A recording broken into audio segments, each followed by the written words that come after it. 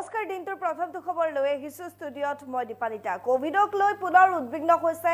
দেশৰ স্বাস্থ্য মন্ত্ৰালয়ে পুনৰ ভ্যাকচিন লোৱাৰ ইংগিত প্ৰদান কৰিছে নতুন ভেৰিয়েণ্টে JN.1 ভেৰিয়েণ্টক লৈ ভাৰত চৰকাৰে এইবাৰ সমগ্ৰ দেশবাসীকে সাৱধানবাণী দিছে এই মুহূৰ্তত DY365 ডিজিটেলৰ দৰ্শকসকলক আমি জনাই আছো প্ৰতিখন ৰাজ্যলৈ নিৰ্দেশনা জাৰি কৰিছে ভাৰত চৰকাৰৰ তৰফৰ পৰা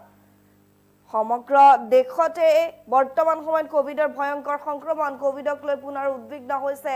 দেশৰ স্বাস্থ্য মন্ত্ৰালয় পুনৰ ভ্যাকচিন লোৱাৰ ইংগিত প্ৰদান কৰিছে নতুন ভেৰিয়েণ্টে JN.1 ভেৰিয়েণ্টক লৈ সাৱধানবাণী দিছে ভাৰত চৰকাৰে প্ৰতিখন ৰাজ্যলৈ নিৰ্দেশনা জাৰি কৰিছে ভাৰত চৰকাৰৰ তৰফৰ পৰা বিগত 24 ঘণ্টাত 322 জন লোক আক্ৰান্ত হৈছে কোভিড-19ত ভাৰতবৰ্ষত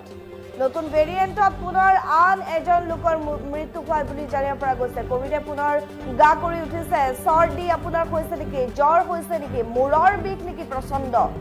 যদি হৈ আছে একেটা বেমাৰ বা একেবাৰে জনাইছে বৰ্তমান